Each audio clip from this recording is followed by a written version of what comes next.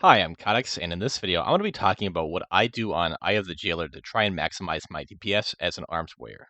Now, because I don't have a rank 1 parse in this fight, I obviously can't say that I have all the answers on min-maxing this fight. So if you've got any tricks that I don't mention, tell me about them in the comments. Anyway, let's get started.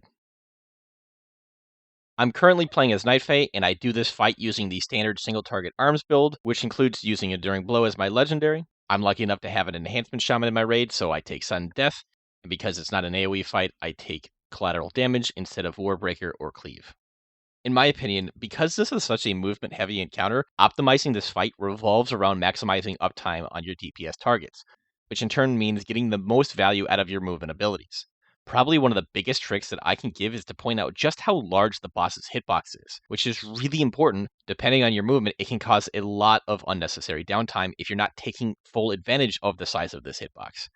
Notably, during the lasers in the boss phase, you'll be in range of the boss for a little over halfway to the chains. Now, obviously, if you have a level of testicular fortitude far beyond mine, you can try and soul shape or door shadows past the laser and never lose any uptime at all. But for the rest of us mere mortals, the thing to do is to let at least a couple people get ahead of you while you're making your way to the chain, and then right when you go out of range of the boss, you should intervene somebody who's right at the chains. The best way that I have to do this is using a mouse over macro for it. Once you've intervened that person, you take the chains, and then on the other side, you should use Heroic Leap to get back in melee range of the boss. The next thing that you're going to want to do is obviously use Sweeping Strikes for the adds. Now, depending on how much cleave damage your raid does, the add is still likely to be alive after you get back in position once you've dodged the laser. And it's also not uncommon for the add to be alive when Sweeping Strikes comes off cooldown again. In this case, I find it better to hold off on using that Sweeping Strikes because usually it's about to die, so you'd only get a couple globals off with that Sweeping Strikes, so I think it's better to just hold it for the next add. You don't see me do it in this footage, but on subsequent kills, I've come to the conclusion that the optimal time to use Bladestorm is right after a laser, assuming that the add is still alive. This allows you to hit 2 targets with it, and also pool a bit of rage so that you can then dump it on the boss.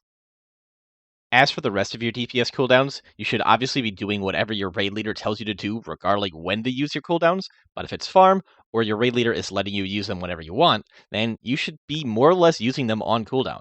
With my guild, the timings of when we push things are such that I get to use them right away at the start, and they should be coming off cooldown more or less right away in the split add phase. And with our timings, they generally also come off cooldown when that phase ends, meaning that basically it's a rinse and repeat, so I use them more or less right away going into the main boss phase again, and so on and so forth. In the last phase, while generally the strat is to just ignore the adds, you might as well still cast Sweeping Strikes and get some extra damage because, well, it's free real estate.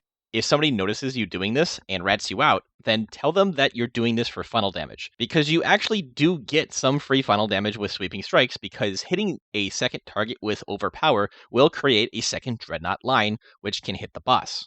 And while for farm this likely shouldn't matter, on your first kills it's useful to know that you can deflect the application of the stacking healing reduction with Spell Reflect. So that means it'll take longer for you to become immune to healing, allowing you to survive a bit longer and get out a little bit more DPS. As always, tell me why my opinions are dumb, and what tricks you personally use that I didn't mention. Lastly, I just want to say thank you for watching this video, and subscribe for more.